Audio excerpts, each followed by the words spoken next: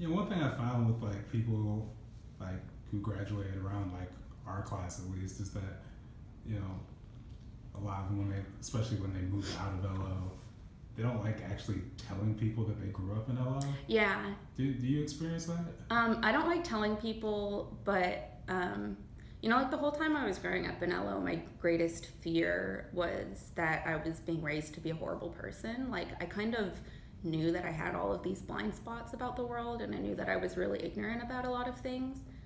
It's like kind of the reason why I decided to go on exchange my junior year. I was an exchange student in Argentina my junior year, because I was just like casting about, like, okay, I know that the information that I'm receiving is wrong, but I don't know what's right. So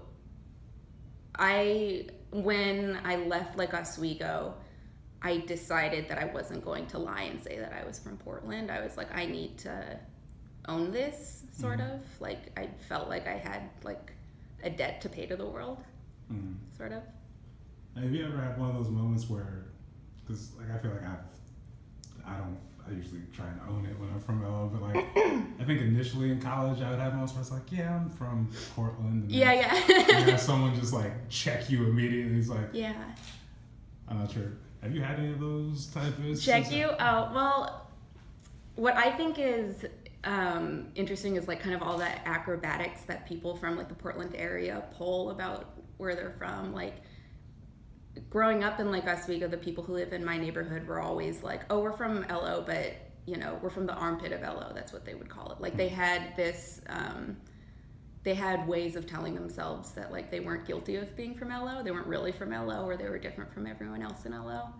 And when you tell people from like other suburbs or from Portland who like also grew up in like pretty prejudiced environments, or like super white environments, or who they themselves were from like middle class or upper middle class families, or like basically lived the life that everyone imagines when they imagine LO, that then they're the ones who are like, whoa, they like love that you're from LO because it gives them an example of something that is worse than them, sort of. It makes them feel less that thing that we don't want to be, sort of.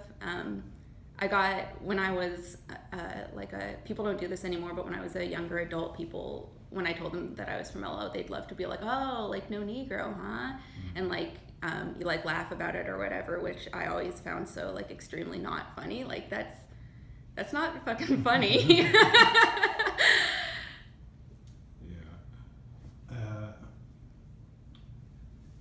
And would you say, like, I guess, because it kind of sounds like that was part of, like, you were talking about growing up in LO and feeling like, I feel like I'm learning how to be a bad person, sort of. Yeah. Like, would you say that was kind of like one of the indicators, or just like as far as like how other people, especially in sort of like similar places or similar suburbs, I guess sort of reacted to you, or like, I guess what were some other things that kind of gave you that impression that it's like, oh, I'm learning the wrong things?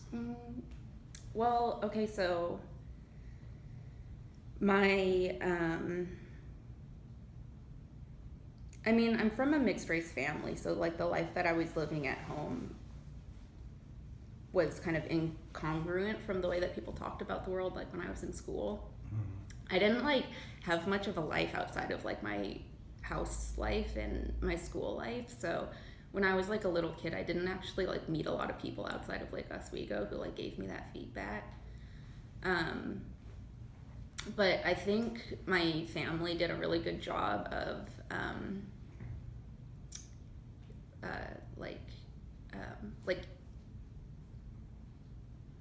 keeping me humble, sort of. And like especially my dad's family, they're all like liberal white people, but they would like,